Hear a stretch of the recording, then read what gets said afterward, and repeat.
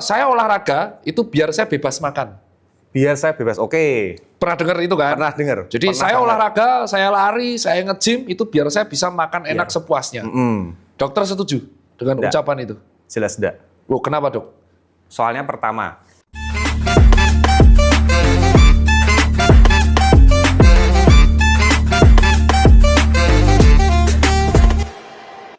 Yo kan. Sekarang saya baju rapi. Dan hari ini saya ini nggak gimana ya. Hari ini tuh agak senang ya karena satu Liverpool juara. Tepuk tangan. Kedua Arsenal nggak dapat trofi apapun. Tepuk tangan. Dan saya nggak tahu video ini tayang kapan, tapi kalau tayangnya akhir Mei, kemungkinan besar kita akan melihat duel tim badut ya, antara MU dan Spurs untuk membuktikan siapa yang paling lucu di antara mereka berdua. Tapi saya membawa kertas dan ada 2 botol, ya. Jadi ini nyebutnya adalah Vibe Mini. Tepuk tangan. Oke.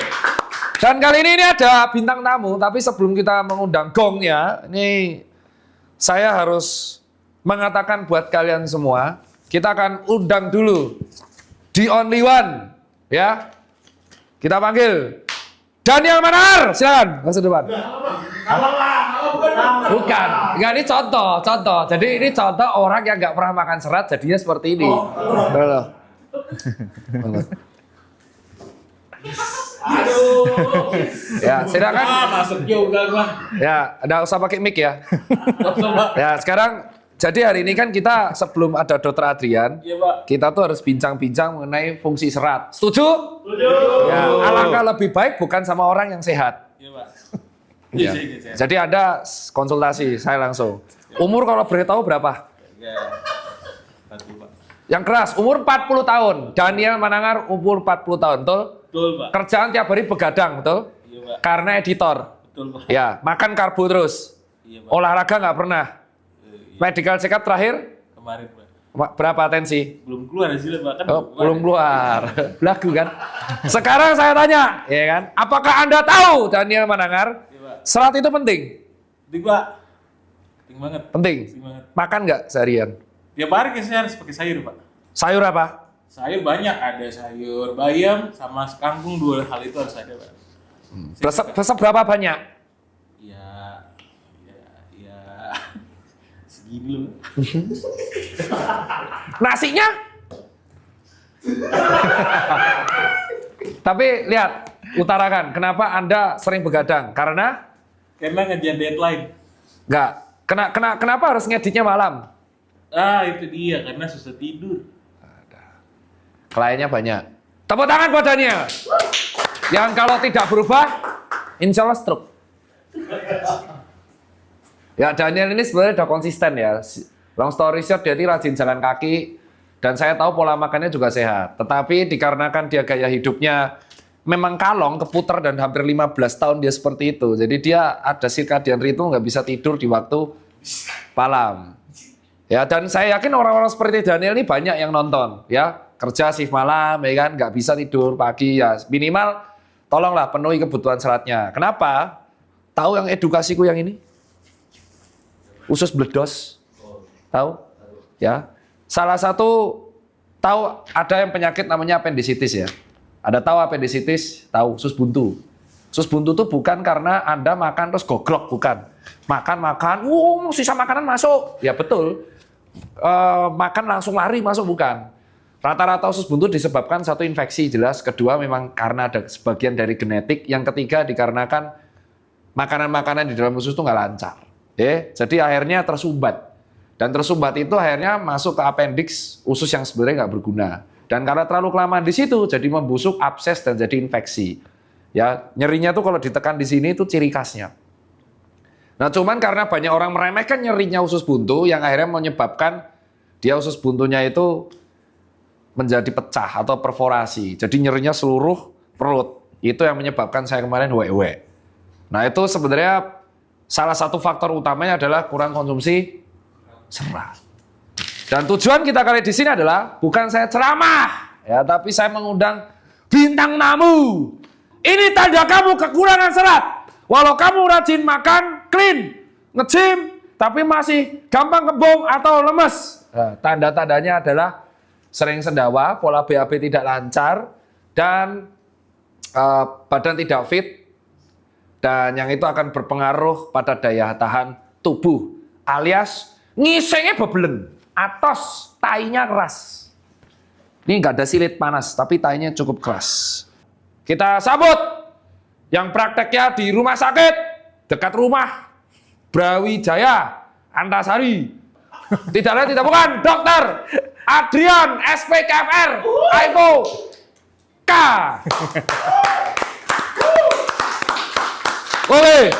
Oke, Dok. Oke, terima kasih.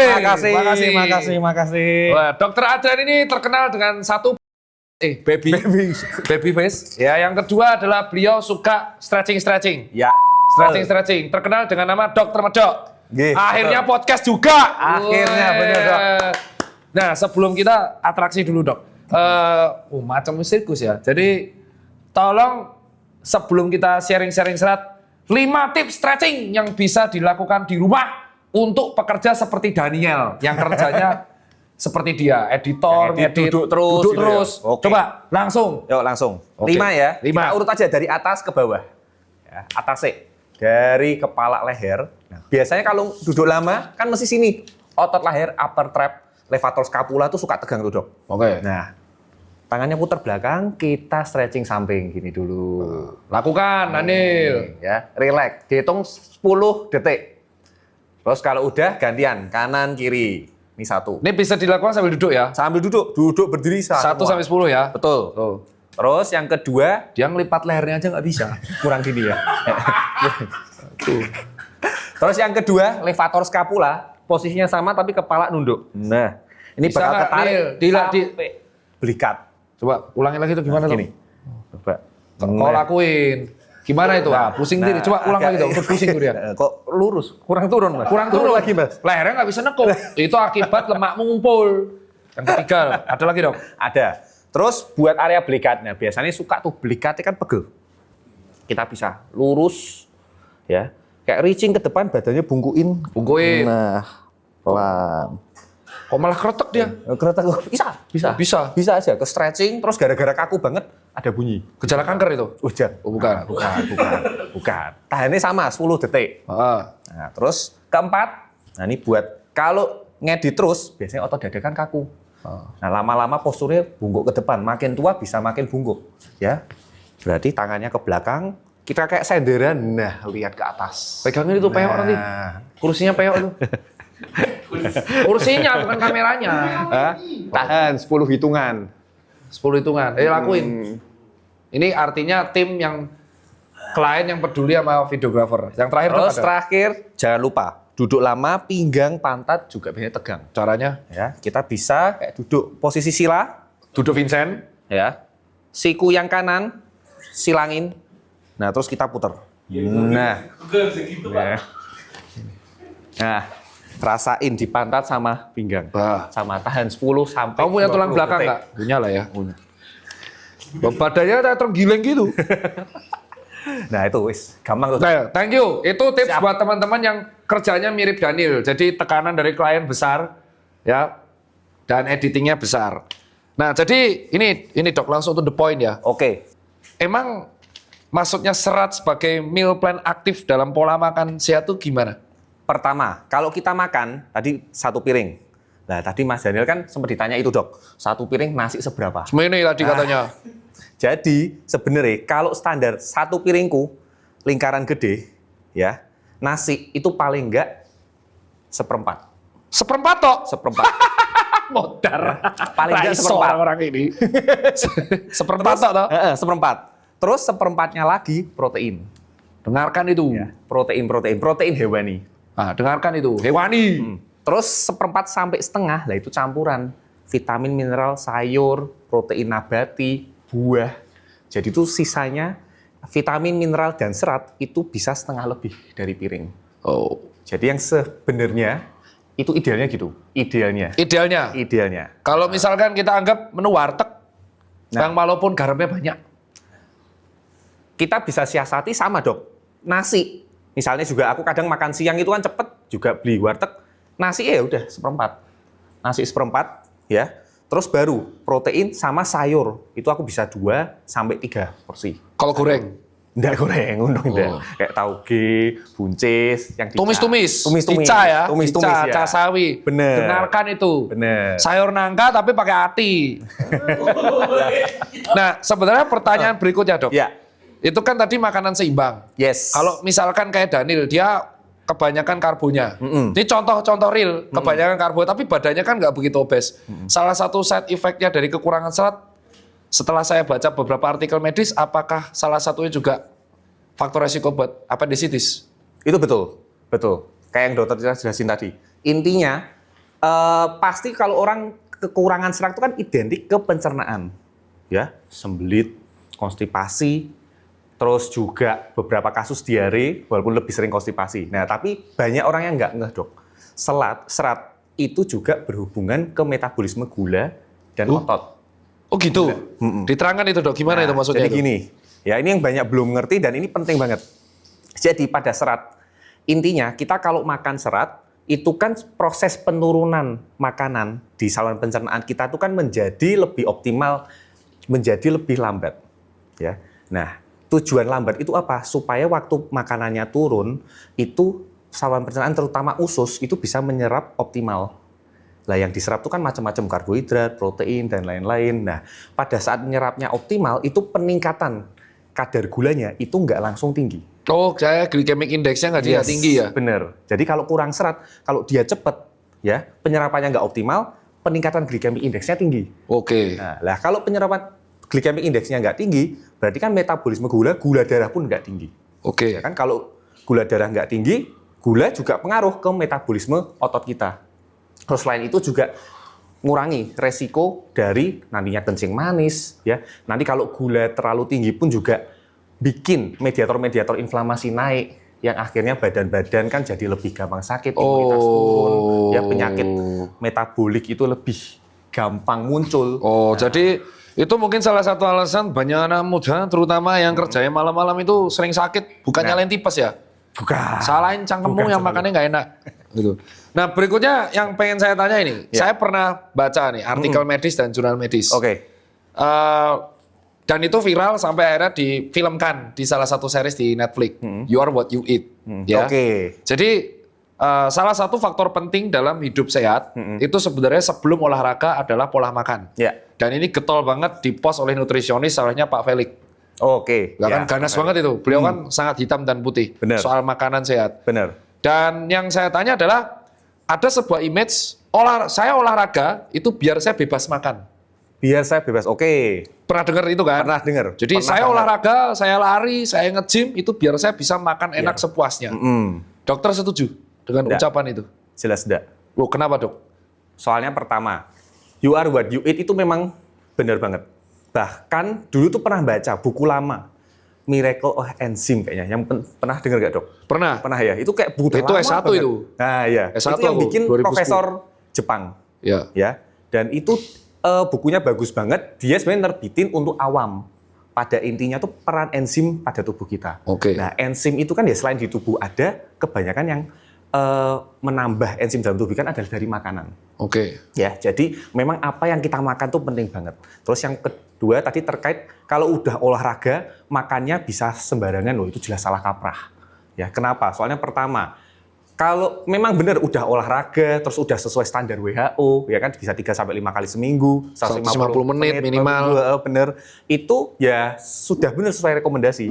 Tapi supaya tubuh kita optimal, apalagi juga kalau atlet banyak kompetisi, mungkin kayak dokter Tita banyak mau ada event, kan pasti nutrisi itu kan penting untuk recovery dan menunjang performa kita. Ya, jadi kalau kita misalnya olahraga, berarti kan olahraga itu kan terutama kan muscle metabolism atau metabolisme otot itu kan berperan penting. Betul. Nah, yang bisa meregenerasi terutama apa? Ya terutama yang pertama biasanya protein. Ya kan? Oke.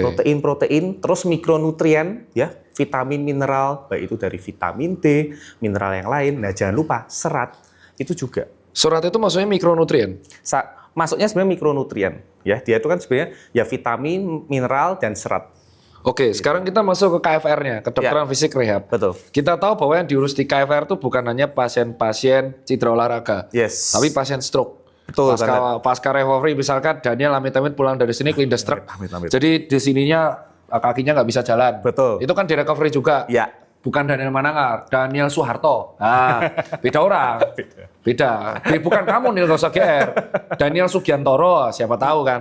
Nah, jadi itu kan bagian KFR. Nah, Ya. pasti mereka akan bertanya, dok supaya saya cepat sembuh, tumbuh tulangnya, atau supaya otot saya tetap sembuh dari cedera, apakah ada makanan yang dianjurkan? Apakah makanan juga berpengaruh terhadap recovery cedera? Betul banget. Makanan sangat berpengaruh pada recovery cedera, ya. Terutama misalnya kalau kan banyak juga tuh dok, cedera fraktur atau patah tulang yang nggak perlu operasi.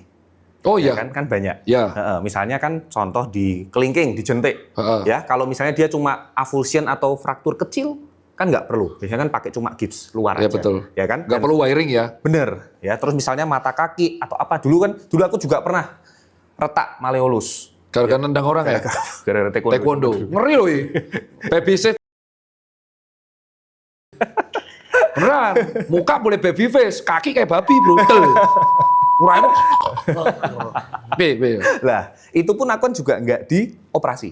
Nah, pada Oh. beberapa kasus itu, nah berarti kan yang megang peranan penting itu kan kita recovery eksternal itu dari misalnya gips eksternal, terus juga kita ada fase-fasenya imobilisasi dulu, jangan banyak digerakin, baru latihan bertahap, dan terus yang lainnya apa ya nutrisi. Nutrisi untuk recover, walaupun tubuh kita tuh pasti sudah di-set dok, tubuh kita tuh bisa merecovery sendiri sebetulnya. Oh ya, kayak betul ya. Ucapan kayak otot itu 28 hari. Ya. 14-28 hari. Bener. Ligamen lebih lama. Ligamen Saraf lebih paling lama. Bener banget. Tendon juga paling lama. Tendon lama, bener. Oke, Ya, itu alasan kenapa kok ACL kalau cedera itu lebih sulit sembuhnya daripada cedera otot. soalnya vaskularisasinya sedikit, pembukaan itu lebih lama. Bener. Nah, jadi karena itu untuk mempercepat, ya pasti tubuh itu kan butuh support dari apa ya? Dari nutrisi. Dari terutama itu ya kalau yang ada yang patah ya kalsium, vitamin D, fosfat, magnesium bisa ditambah. Kalau ada cedera terus ada cedera ligamen, otot, tendon atau yang lainnya tambah protein ya. Itu jadi nutrisi penting banget. Nah, sekarang pertanyaan tentang olahraga yang memang digandrungi karena saya jarang melakukan olahraga ini. Cuman kemarin olahraga ini saya dikritik sama coach saya bahwa olahraga yang saya lakukan kan cardio, nge-gym, konsentrik. Saya diminta yoga sama pilates. Oke, Image-nya kan yoga pilates tuh sangat cewek sekali ya. image-nya. Ternyata cowok-cowok juga wajib karena latihan kita konsentrik. Ya, Nah, dokter kan suka stretching yang mana Yes. sangat berkaitan dengan yoga dan pilates. betul banget. Saya tuh disuruh headstand, nggak bisa saya. Ya, tapi kalau orang-orang yang yoga dan pilates itu bisa. Bisa. Sebenarnya ada hubungan nggak antara yoga dan pilates dengan kemampuan otot? Karena banyak orang-orang menganggap, wah berarti kalau yoga dan pilates itu hanya untuk stretching doang, untuk fleksibilitas. Ada sebenarnya manfaat utama dari yoga dan pilates buat tubuh dari pandangan seorang dokter KFR itu apa dok? Itu jujur sangat berhubungan. Dan Oh, gitu? kenapa? Aku pun dok, kalau lagi praktek, ya kan banyak juga tuh pasien yang sedentary, ya nggak olahraga, mungkin Iya. olahraga masih ya jalan atau jogging ringan. Dan terus ada banyak banget, tiap hari itu mesti punya keluhan ketemu pasien yang upper back pain. Oh gitu. Selalu dapat tiap hari. Ketindihan kuntilanak. Kita bukan, jangan. Jadi terutama gara-gara kantoran lah mungkin ngedit, kan gini terus upper back pain banyak banget. Terus habis itu low back pain baru keluhan lain. Oke. Ya, nah jadi fungsinya yoga pilates dan stretching kita tuh untuk pertama membetulkan postur kita. Oh, mah itu ya? Iya, terutama benerin postur. Ya, kalau kita udah kebiasa gini terus, ya dari postur tubuh kita tuh udah nggak sesuai. Kalau postur tubuh kita nggak sesuai, ya otot dalam tubuh tuh akan tidak seimbang. Oke. Ya, jadi misalnya simpelnya posisi, jadi postur berdiri, postur duduk, postur jalan, tidur pun ada postur yang betul. Misalnya postur duduk, yang betul kan tegak gini, Oh, ya, yang Tegak. betul tegak. Nah, tapi kenapa? Soalnya kalau posturnya kita tegak, kita tuh berusaha mempertahankan namanya line atau center of gravity. oke. Itu ininya garis tubuh. Oke. Ya, kalau kita garis tubuhnya seimbang, penggunaan otot itu akan efisien. Oke. Nah, otot akan bekerja lebih ekstra kalau posturnya berubah. Nah, ini. Nah, misalnya kayak gitu, ya, kayak gini. Ini jadi miring gini. Miring. Nah, kan mesti ada kerasa rodok, ada yang rodok narik atau nahan apa enggak? Saya berasa. Tapi kalau orang sopir angkot enggak. Oh, Ini. udah kebiasa. Ya. Terus. Nah, terus posisi juga gini. Ini Oh, ini Daniel nih. Kalau ngedit dia gini. itu tapi banyak banget postur kayak gini. So ya. Banyak banget ya. Nah, itu biasanya otot-otot belakang dia akan jadi lebih ekstra, kerja ekstra. Oh. Nah, itu makanya postur tuh harus disesuaikan. Nah, tapi kan nggak mungkin toh dok, kita kayak kerja 8 jam gini terus. Kan nggak Kesel mungkin. Nah, kesel, nggak mungkin. Ya, makanya aku juga sering ingetin harus diselingin dengan stretching. Nah, yoga pilates sebetulnya dok, yoga tuh banyak macam dan pilates. Aku nggak paham, jujur aja. Nah, jadi kalau dibilang tuh sebetulnya olahraga apapun butuh yoga dan pilates dan stretching ini. Oh, itu bener ucapan coachku tuh. Bener. Iya. Bener. Makanya ada bodybuilder yang tiba-tiba yoga dan pilates tuh sampai geter-geter, Bang. Bisa. Bener. Lebih kuat ceweknya, lebih kuat instruktur ceweknya. Iya. Yang bodybuilder kuatnya gede bisa geter. Kok bisa gitu ya? Soalnya kebanyakan kalau bodybuilder latihannya konsentrik. Ya, sama. Saya juga kalisthenik dan buat nge-gym pun konsentrik. Nah, padahal dok, untuk kita meningkatkan performa olahraga, untuk menurunkan resiko injury, latihan eksentrik dan isometrik itu penting banget. Oh, isometric training. Isometrik dan eksentrik itu penting banget. Isometric contohnya Isometrik itu Copenhagen plank. Ya, plank gitu. Bingung kan Copenhagen plank gimana? Plank tapi samping. Plank tapi samping. Bener ya. Headstand itu maksudnya Headstand itu kayak yang yoga tuh. Jadi itu sebetulnya juga isometrik. Oh. Tapi sebetulnya sih nggak harus kalau kita nggak sampai yang mendalami yoga pilates banget sih nggak wajib sebetulnya. Ya, tapi belajar pun nggak ada salahnya. Dan kalau misalkan dari pandangan dokter tuh betul kalori yang dibakar yoga tuh juga gede ya? Gede. Ada apa lagi yang namanya apa tuh hot lava yoga? Hot ya itu kan dia biasanya dengan suasana yang lebih panas kan supaya keringatnya lebih banyak. Tapi sebetulnya nggak seperti itu pun juga kalorinya gede. Aku kan juga dulu pernah waktu masih rutin taekwondo dok, itu aku juga barengin yoga. Soalnya untuk bantu flexibility, bantu juga muscle endurance, ya, bantu juga untuk performa kuda-kuda, stance itu juga penting. Jadi kalau aku lari dan nge-gym, apakah aku disarankan juga untuk menambah kayak yoga dan pilates? Saranku iya. Berarti stigma ya itu ya, stigma di publik ya bahwa Stigma yang apa tuh? bahwa banyak orang wah yoga pilates itu cewek sekali, padahal cowok sebenarnya wajib juga ya. Wajib, itu penting. Saya juga termasuk kemakan itu. Berarti buat pelari pun penting. Penting. Nah, buat sekarang semua penting. Nah, sekarang kaitannya tentang serat terhadap olahraga aktivitas itu semua, itu berkaitannya di mana serat? Oke. Kayak contoh, kalau saya nggak makan sayur atau serat atau buah, sama teman saya ada yang makan sayur seimbang, ya. dengan kegiatan olahraga yang saya lakukan, sebenarnya manfaat paling sakralnya sebagai seorang KFR gimana? Apakah sudah pernah mengamati jurnal itu? Intinya itu jujur memang serat sama otot yang tadi saya sebut itu dok. Itu aku juga baca-baca jurnal, itu masih cukup baru penelitiannya.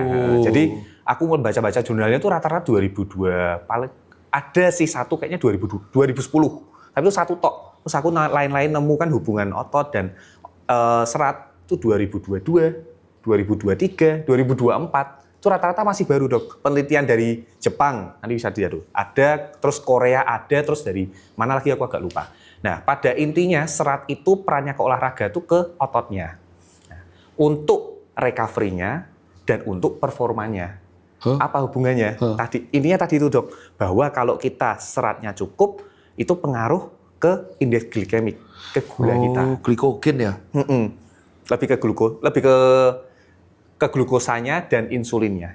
Oh, berarti jadi low ya, sehingga gula darah yang beredar tetap low dan disimpan dalam otot ya? Benar banget. Jadi ininya gulanya itu supaya tetap optimal di dalam otot. Jadi kan recovery-nya itu juga si ototnya optimal, ya. Terus kalau gulanya juga terkontrol, nggak terlalu tinggi, supaya mediator inflamasinya juga nggak banyak. Kalau mediator inflamasi banyak kan recovery ototnya juga semakin lambat. Oke.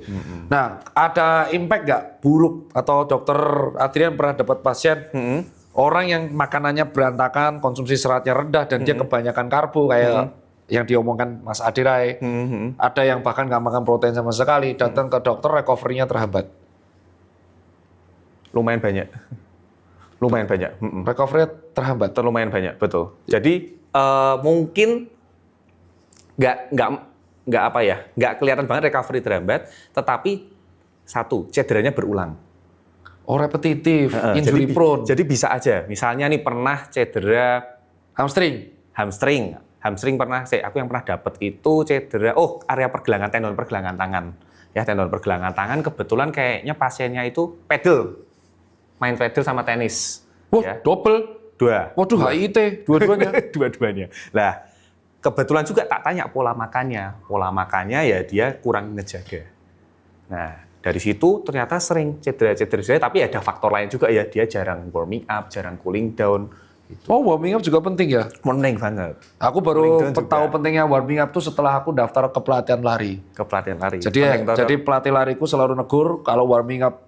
Nah, ini aku mau tanya sekalian ngomong Yes. di sini. Aku tuh sering ditegur dulu tuh lari cuman 3 menit warming up ya. 3 menit, oke. Terus akhirnya beliau negur bahwa warming up kurang karena kalau kayak gitu caranya heart rate-mu terlalu naik nanti cardiac drift-nya. Kamu harus menjaga cardiac drift di 120. Jadi biar tenagamu siap. Sebenarnya secara sains atau dokter, kan dokter udah di bidang KFR sering nangani cedera. Betul. Sebenarnya warming up yang benar itu seperti apa? Seharusnya durasinya, tadi yang dibilang 3 menit kurang, itu betul. Oh, Kalau 3 menit itu sebenarnya kurang. Dok. jangkrik aku biar ya makanya cedera. Parah kan sini tuh. Aduktor aku sobek. Iya, kan. sing dulu. Nah itu sebenarnya idealnya berapa menit? Seharusnya, jadi ada di textbook di rehab kita belajar di ACSM, American College Sport Medicine, itu kan rekomendasi olahraga, dosis-dosis ada. Warming up dan cooling down itu seharusnya 5 sampai 15 menit. Mutiar untuk. Seharusnya. Berarti coachku bener ya? Jangkrik. Itu benar. Dan yang bener kayak apa?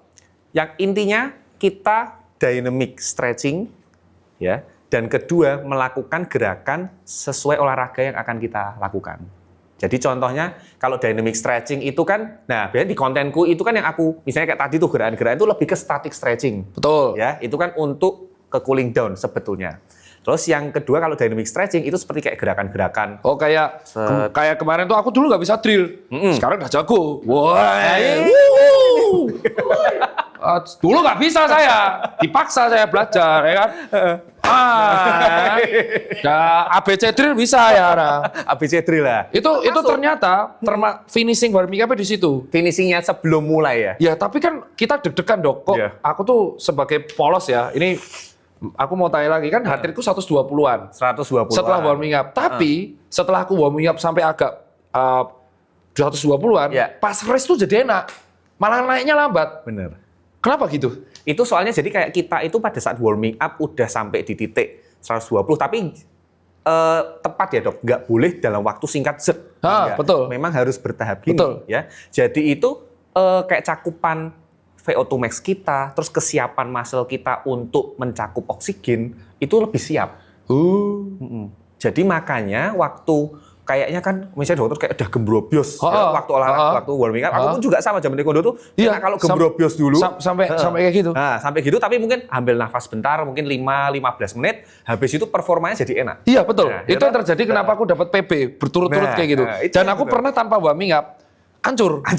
Tiba-tiba meroket. Itu kenapa? Kenapa kok tanpa warming up padahal HR kita aman, tapi malah hancur di tengah-tengah. Pada intinya Nggak hanya lari loh. Nge-gym pun angkatannya jadi lama banget. Kenapa ya? pada intinya tuh tubuh kita terutama jantung dan otot kita yang memang belum siap. Ya, intinya itu belum siapnya gimana? Jadi pada waktu kalau kita langsung olahraga lah, jadi jantung dan otot itu kan langsung mompa darah secara cepat dan si otot itu vaskularisasinya itu belum, jadi vasodilatasinya belum optimal. Tapi otot udah dibung-bung. Dan dibumbung, intinya gitu. Dan butuh energi. Akhirnya telat. Terjadilah rasa sakit. Iya, rasa sakit nggak kuat. Jadi kalau udah warming up, jadi pompa jantungnya bagus, terus otot itu vasodilatasinya lebih optimal, berarti kan cakupan oksigennya bisa lebih optimal dok. Makanya lebih performanya lebih. Ya sekarang saya nggak berani lagi. Dulu bandel saya. Ya, bayangin pelatih saya namanya Latif tuh galak banget coy. Sengak kalau ngomong. Nah ada yang namanya loading ya. Jadi sebelum kita lari atau nge-gym, saya sempat sering ditanya sama PT. Dulu saya di UBICJ. Pelatih-pelatih. Ini loading nutrisi ya dok? Ya, loading nutrisi. Pelatih PT saya itu personal trainer saya yang gym sekarang udah pindah di level. Oke. Saya selalu ditanya, Tirta udah makan belum? Kalau belum makan, makan dulu. Oke. Kalau nggak makan, kamu nggak akan ada tenaga ini angkatan squatnya atau angkatan bench press-nya. Ya. Pusing kan? Terus habis itu lari. Pelatihku juga sama, besok long run. Hari ini kan aku speed. Jangan lupa ya, kamu makan yang proper, sehingga nanti di hari Rebo kamu comeback-nya cepet. Oke. Nah, sekarang saya tanya, sebenarnya dari recovery, makan yang digunakan untuk recovery otot, itu kan beda. Oke. Nah, sekarang boleh nggak sih kita tuh makan karbo yang cukup sebelum long run? Karbo yang sebelum Loading karbo itu sebenarnya yang betul seperti apa? pas di hari-harinya long run. Sebelum-sebelumnya. Sebelum-sebelum. Apakah hanya karbo tok atau tetap harus ditambah serat atau ditambah sayur, buah, daging atau pure karbo? Kalau karbo, nah kalinya aku sego goreng, Pak. Langsung tuh 1000 kalori. Karbo kan? Sego goreng, perkedel, semur kentang. Udah tuh 1500 kalori tapi karbo semua. Atau saya tetap makan karbo, dibanyakin dikit, tapi seimbang. Nah, aku tuh masih bingung di situ. Nah, kan dokter KFR kan, pasti sering dapat pasien kayak gini kan? Ya. Tapi, Nah, ini pun juga jadi dari pengalamanku dulu waktu atlet, terus juga dari pasien-pasien. Intinya dok, ada namanya meal plan atau nutrisi pre-kompetisi. Ya, pre-kompetisi. Pre-kompetisi itu sebenarnya ada. Ya, jadi agak lupa detailnya ya. Bahkan ada yang kalau detail itu dari sebulan, dari beberapa bulan sebelumnya. Soalnya kalau dalam pelatihan training center itu kan nutrisi benar-benar diketatin. Ya. Tapi kita langsung cut off aja ke sebelum kompetisi. Biasanya seminggu sebelum kompetisi. Itu makanan apa yang dianjurin? Ya, kalau bisa memang tetap yang kadar gulanya, ya gula yang tinggi itu tetap di-cut, lemak-lemak tinggi di-cut pada dari seminggu pada 1 sampai 4 hari pertama, ya itu lebih banyak protein. Terus baru di 3 sampai 2 hari, bahkan 1 hari menjelang pertandingan, itu baru karbohidrat yang dibanyakin. Tapi jangan nasi goreng. oh salah. Jangan nasi goreng. Pantas ngempos. Terus apa karbonya? Karbonya ya dari nasi putih is oke, nasi Kentang? merah, kentang. Kalau bisa ya, yang penting kan pengolahannya kayak direbus, digrill gitu masih oke. Itu untuk jadi glikogen? Itu untuk glikogen. Jadi kalau yang awal-awal tadi protein itu kan lebih tetap untuk recovery otot. Betul. Ya. Nah terus kenapa 3 hari mepet-mepet itu karbohidrat? Soalnya pada intinya karbohidrat sama protein dipecah itu lebih cepat karbohidrat untuk jadi tenaga. Jadi sebisa mungkin makanya kalau mau long run, terutama kalau mau nge-gym, itu kan beberapa tuh tanya ke aku juga dok, boleh nggak sih atau jaraknya berapa lama makan gede sebelum olahraga? Betul, iya. Gitu? Nah sebetulnya ada beberapa pendapat, tapi yang dianjurin itu 2 sampai 4 jam sebelum olahraga itu boleh makan gede. Ya. Nah, itu boleh makan gede supaya kenapa 2 sampai 4 jam ya supaya penyerapannya optimal, makannya udah turun sampai ke usus besar bahkan mungkin rektum baru kita olahraga. Nah, karena terkait sama ini kita akan bahas. Nah, kalau gitu berarti saya makan berarti kan hampir 6 jam. Saya long run jam 4. Oke. Ya kan? Oke. Kendala kita adalah blood ngising.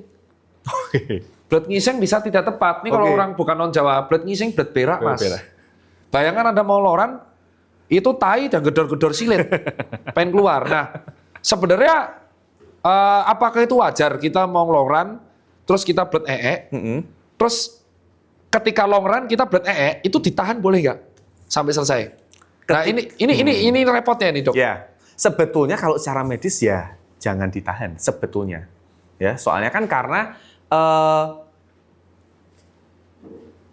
kalau kita mau BAB dan lari, itu kan kerja sarafnya beda, dok. Ya, kan? Oke, betul. Kalau olahraga itu simpatis. Simpatis, ya. benar. Kalau yang kita mau BAB itu parasimpatis. Ya. Oke. Nah, jadi memang sebetulnya itu jangan ditahan. Soalnya kalau dia ditahan, ya pastinya pertama efek ke pencernaan bisa makin bloating. Terus yang kedua ya performa lari jadi juga nggak bisa optimal. Ya, itu kejadian di aku tuh. Ya kan? Nah, terus juga kalau jangka panjang takutnya nanti kerja saraf tadi bisa berantakan walaupun nggak langsung ya kalau jangka panjang banget. Nah, sebaiknya sih memang jangan. Jadi itulah teori kenapa kalau sebelum long run sebisa mungkin ada bed ya. Bed. Jadi maksudnya selesaikan ngisingnya, pipis semua. Aku soalnya kejadian 3 hari yang lalu. Jadi aku mau long run, kerasa perut itu udah mau nggak enak. Tapi kelarin. Ditahan. Di KM 16 DNF. Heart rate-ku normal, heart rate normal, cadence normal, tapi fisik gak enak. Nah, Dan kelar long run tuh langsung berak. Langsung ya, langsung. Jadi itu tubuh yang sudah alarm, cuk, blood ngising cuk, gitu. Itu yang terjadi ya. Yes. Dan ini buat kawan-kawan semua, itu saya iklan bentar gak apa-apa ya? Siap. Ya. Jadi buat kawan-kawan semua, jadi itu alasan kenapa kalau teman-teman sekalian banyak yang mengatakan bahwa satu, kalau mitos sudah terbantah bahwa olahraga itu membuat kita bisa makan serampangan, itu terbantahkan. Ya. Tetap benar kata Beli Adirai bahwa sebelum ada olahraga atur makannya dulu. Betul banget. Karena jangan sampai bocor, ember bocor, ya kan? Dan karbo yang banyak pun itu berguna kalau dibakar buat kardio. Ya. Khusus Anda yang obesitas, ya harus defisit kalori, fat loss dengan cara ya karbonya dikurangin. Ya. Dan kedua, konsumsi serat itu penting ya, karena Penting. mengandung mikronutrien yang berguna bagi tubuh. Dan ternyata berguna juga buat recovery. Yes. Karena dia berperan penting dalam mengatur kadar gula darah dan mencegah resistensi insulin. Betul. Bener ya? Bener. Itu. Jadi bukan overklaim atau apapun. Nah, untuk buat kawan-kawan sekalian, konsumsi seratnya itu ya sebisa mungkin sayur dan buah karena seratnya berbeda. Ya. Tetap dalam kombinasi makanan seimbang. Tadi kalau ada satu piring, seperempat itu nasi, terus ada protein dan ini ada serat baik dari buah dari sayur Ya. untuk multivitamin dan minum air mineral. Ya. Dan buat kalian di era sekarang yang memang nggak bisa nemu sayur, Anda bisa menambahkan kalau kita nggak bisa makan ini suplemen, ya kan? Salah satu suplemen yang bisa Anda bawa kemana-mana, Vibe ini. Karena Vibe ini dia mengandung, kalau di belakang ya ada tulisannya ini, ada tulisannya sekitar 60 kcal, wow jelas. Gulanya cuma 9 gram, yang mana ini cukup minimal ya untuk suplemen. Dan serat pangannya 6 gram. Dan ini bisa minum maksimal 2 gelas per hari. Jadi bisa dapat 12 gram diimbangi dengan serat-serat yang bisa Anda tambah dari sayur dan buah. Ya, tapi intinya adalah seterbaik-baiknya Vibe ini paling bagus adalah tetap sayur. Jadi jangan jadikan bahwa ini kayak obat sakti. Bahwa wow, kalau saya minum Vibe ini berak saya lancar, saya minum Vibe ini recovery pasti bagus. Enggak ya dok ya? Itu tergantung dari pola makan seimbang Anda. Jadi tetap yang diutamakan adalah pola makan makanan seimbang. Nah itu dalam seharian penuh. Ya jangan makan kol goreng terlalu banyak, ya kan? Sayur-sayurannya yang dica dan yang ditumis, dan usahain ya cuci bersih lah, ya kan? Jangan sampai yang nggak dicuci mangko mencret, ya kan? Nah luwet deh. Itu kalau dari saya. Ini bisa diminum setelah olahraga juga gak apa-apa. Nah ini. Tarik. Nah.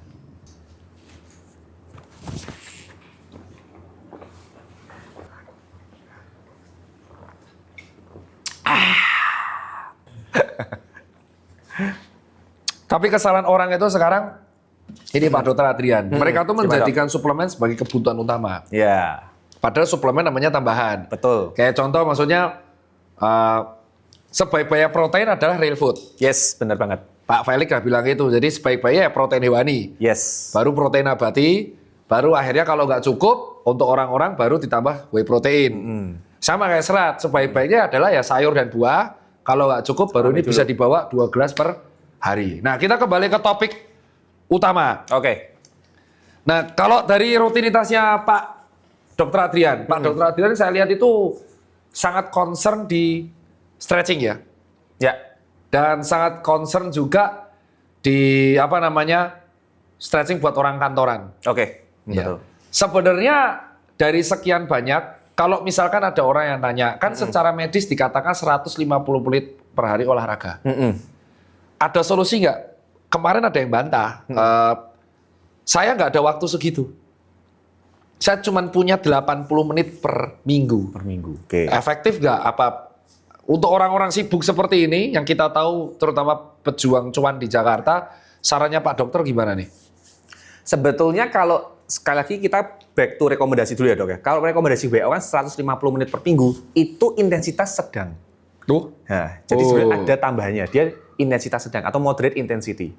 Nah, atau anjurannya tuh 150 menit per minggu intensitas sedang atau 75 menit per minggu intensitas tinggi. Berat. Intensitas berat. Nah, jadi sebenarnya ada tambahannya. Jadi kalau misalnya itu sebetulnya udah agak lama. Cuma kenapa yang disebut itu 150 menit intensitas sedang? Soalnya Kalau sekedar untuk kita olahraga rekreasional untuk menjaga kesehatan, itu intensitas sedang udah cukup. Nggak perlu sampai yang berat. Bagus, bermanfaat buat jantung, kardio, otot rangka, dan masa tua. Benar banget. Ya, itu sudah bermanfaat. Jadi kenapa nggak harus yang berat? Nah, tapi kalau memang nggak cukup, waktunya nggak ada, bisa yang kedua tadi. 70 menit. 75 menit, tapi intensitasnya tinggi. Nah, Tapi main bola sama tenis tuh tinggi. tergantung, kalau bola, tergantung posisinya. Oke, masuk. Oke, masuk. Pinter. Jawaban cerdas. Kurang nih Pak Dokter nih. Tenis. Tenis itu juga tetap tergantung. Dia mainnya tenanan, beneran. Soalnya ada yang tenis itu rekreasional, ada tenis yang atlet. Oh, beda. Ada, beda. Metabolic requirement-nya beda. Kalau yang rekreasional, ya main untuk happy-happy, itu termasuknya biasanya intensitas sedang. Tapi kalau udah yang acara-acara pertandingan, itu intensitas tinggi. Gitu. Tapi bisa juga tenis itu intensitas rendah, kalau dia bolanya jauh, nggak dikejar, nah, itu enggak. Oh, gitu. Itu jadi bisa. Sing mlebu foto pas servis. Nah, pas servis. Nah, itu ya bisa. Sekarang saya tanya 10 cedera soal olahraga. 10 cedera. Oke. Iya, Oke. yang sering. Jadi saya nanti akan tanya lari. Cedera apa yang tersering di olahraga lari yang sering Iya, ditangani iya. Pak Dokter? Oke, Oke, ini bisa masuk real. bisa. Pak Dokter Adrian, ini Oke. saya ingin bertanya. Ya. Buat teman-teman, kan pasti sering merawat recovery pasien ya. Yes. Saya akan sebutkan cabang olahraganya dan Pak Dokter akan menyebutkan cedera apa yang paling sering muncul di kliniknya atau rumah sakit atau Oke. polinya Pak Dokter. Berarti satu ya ini ya? Satu. Satu ya? Wah, Satu. Oke. Golf. Golf's elbow. Apa itu? Golfer's elbow itu jadi sakit di siku bagian epicondylus medial. Epicondylus medial Medial itu di dalam sini. Iki orang sing benjolan, melentung, itu namanya epicondylus medial. Wah, hostnya pinter ya. Iya. Hostnya Tirta Citot ya, bukan Tirta Cipeng. Kalau Tirta Cipeng dokter itu hilang tadi.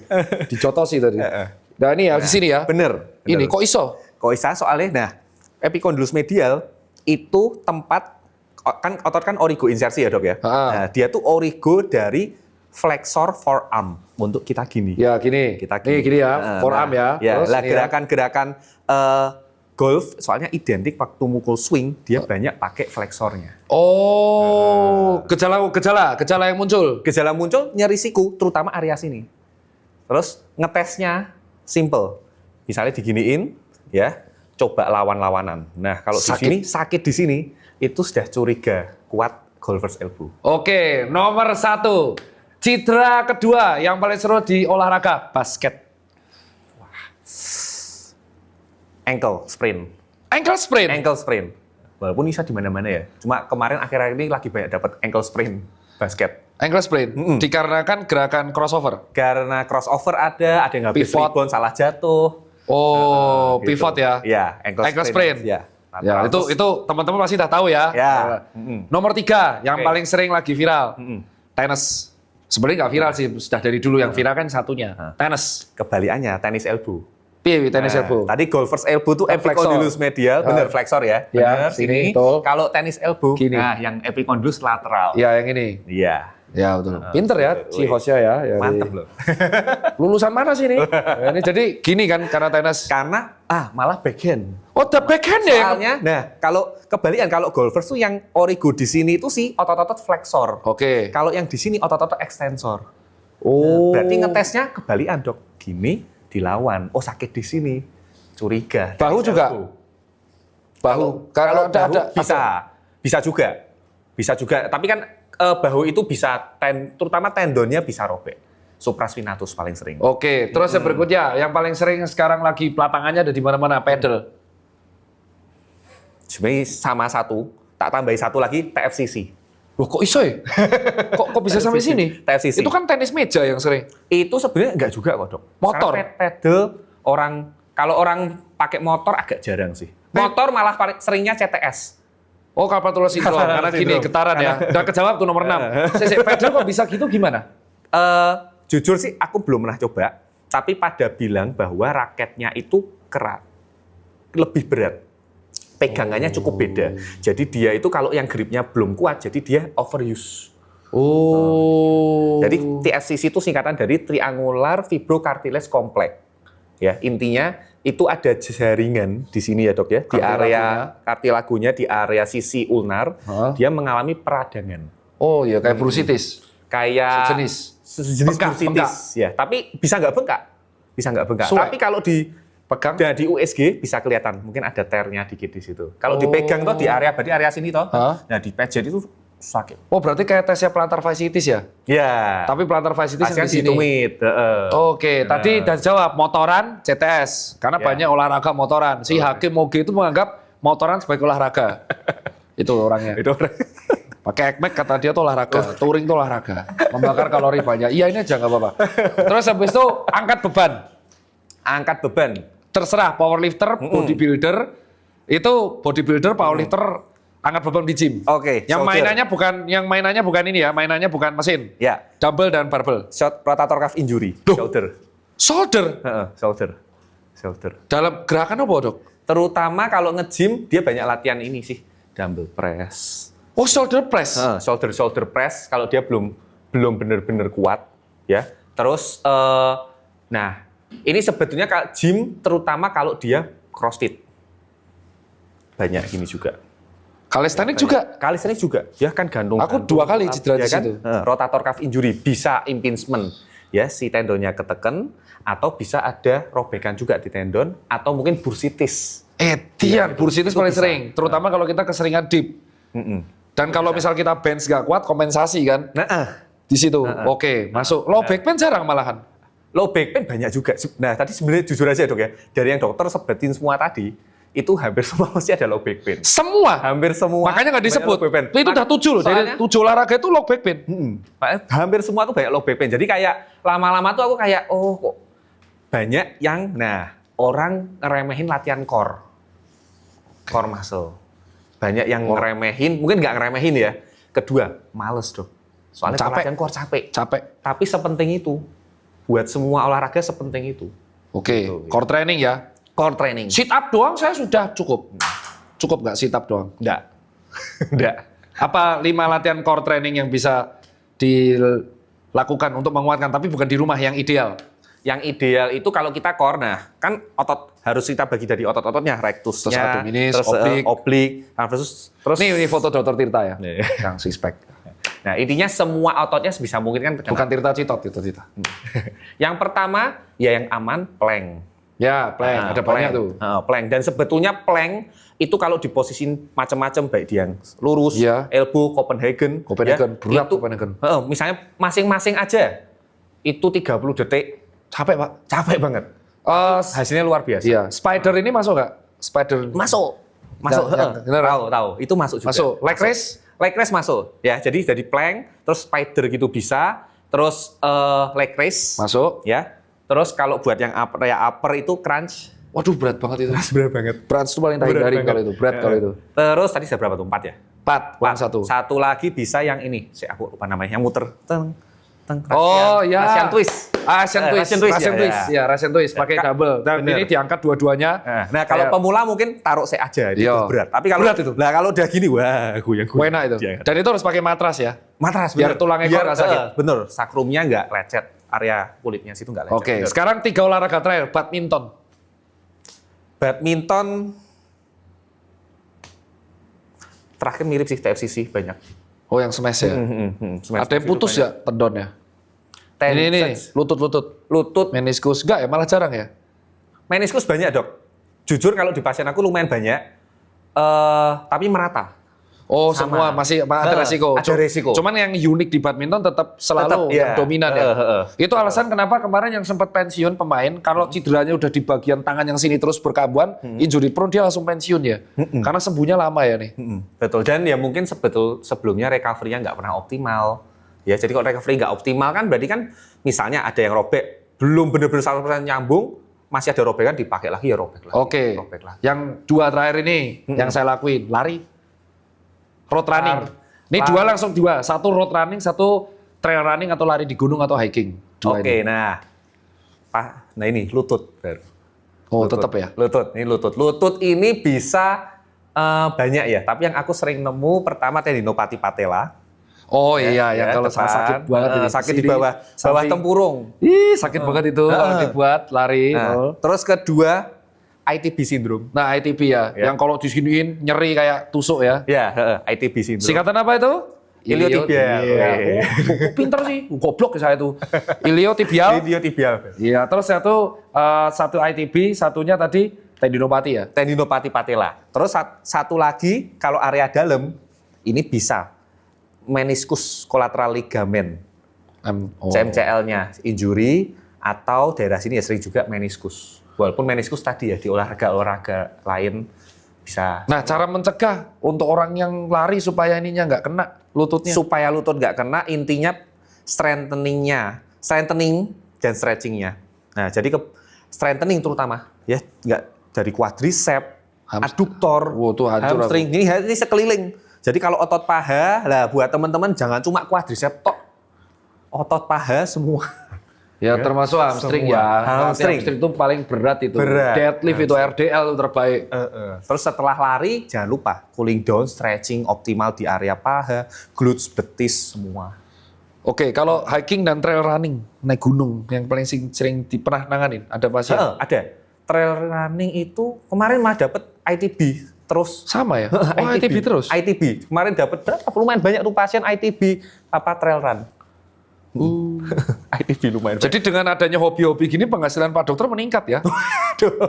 Jangan gitu. Oh, nggak boleh ya? Nah, ini sekarang tipsnya gimana kan? Hobi olahraga lagi meningkat, Ya. kesadaran olahraga meningkat, Ya. pedal semua penuh, Ya. golf penuh, Oke. badminton penuh, Ya. sparring mini soccer antri, Ya. lari semua event rame, CFD udah kayak kumuruyuk. Nah, cara tips buat teman-teman supaya terhindar dari cedera-cedera ini walaupun pasti akan kejadian kalau Benar. overuse. Oke. Tipsku sih 3 terutama, stretching, strengthening, nutrisi. Pertama stretching itu ya waktu di warming up dan cooling down jangan kesusu, jangan buru-buru. Ya harus diluangin bener-bener. Waktu warming up-nya optimal, kayak tadi sebisa mungkin ya 5-15 menit, cooling down-nya pun juga sama. Biasanya kalau pelari-pelari yang udah bosan gini doang, ya wish, oke. Iya, gitu. Bener. Aku soalnya kadang pernah dok bikin konten warming up gitu. Kesuwen. Ada yang komen, walah dok aku paling cuma 2-3 menit udah bablas gitu. Oh ya, lah itu jangan nih. Ya nanti kamu akan mengalami kayak saya, dokter robek 3, grade 2, segini. Sakit itu. Terus yang kedua tadi kan strengthening, ya. Strength training ini juga jangan lupa, ya.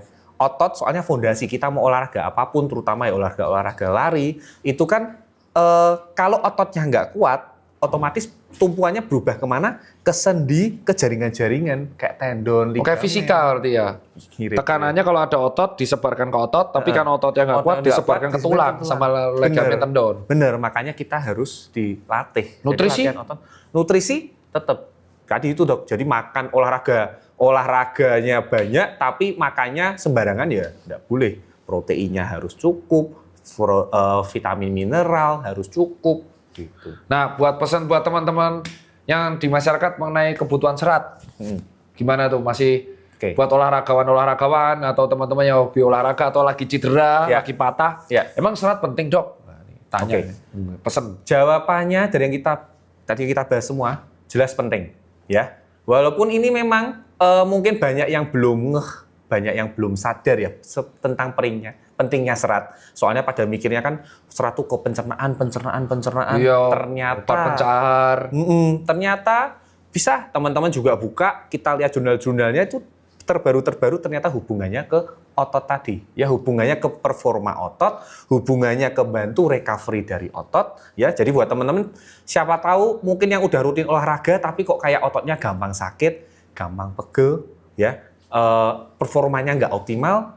Mungkin makan proteinnya udah cukup, tapi ada faktor mungkin seratnya ketinggalan. Ya, itu bisa aja. Soalnya, nah ini ada tambahan juga, baru ingat. Jadi ada satu jurnal tuh ngukur tentang orang yang makan serat pada usia 40 tahun ke atas, diukur pakai hand dynamometer, grip strength. Pernah dengar nggak dok? Oh iya. Nah, grip strength itu ada di Wells Pro, kliniknya dokter Dika. Ya, benar. Ini penting banget grip strength tuh. Ya, soalnya tuh jadi indikator simple tentang muscle strength dan bahkan itu indikator untuk panjang umur. Tapi kalau kita ngambil simpelnya muscle strength, ya itu bisa tuh kalau ada alatnya diukur. Setiap umur tuh ada rekomendasinya ya. Tapi secara umum orang dewasa cowok itu jangan di bawah 28 kilo. Jadi jangan Iya. di bawah 28. Kalau cewek itu jangan di bawah 18. Ini ya megangnya. Kalau kamu Megangnya. pengen tahu bisa cek Clinic Wellness Pro. Boleh. Dan ini alasan teman saya, panutan saya tuh jual burgreen. Burgreen itu makanan-makanan plant based. Oh, iya. Tahu kan? Dari Tahu, biji-bijian. tahu. Serat itu juga bisa dari biji loh. Dari Benar, biji-bijian. Green kan? Burgreen. Bisa Burgreen banget, itu contoh yang gizi proteinnya banyak. Ya, itu contoh dari plant based. Jadi Ya. sebenarnya banyak. Ada yang dari sayur, ada yang bisa diolah kayak burgreen, suplemen kayak Vibe Mini, ya kan? Intinya seimbang. Dan itu aja kalau dari saya. Terima kasih buat Dr. Adrian. Sama-sama, Dokter Tira. Iya, datengin beliau ini sulit, datengin saya juga sulit. Jadi mengumpulkan kita berdua ini butuh berapa bulan ya? Wah, lumayan lama. 3 bulan. Gak usah wuhi kamu. Kamu masih obes kamu. Ya, bertiga ini kalian kayak trio Teletubbies. Ya, Daniel Andika Dori ya. Ya, kita lihat 5 tahun lagi kayak apa kalian ya. Nah, itu kok dari saya. Thank you buat Vibe ini. Jangan lupa tetap semangat olahraga dan you never walk alone.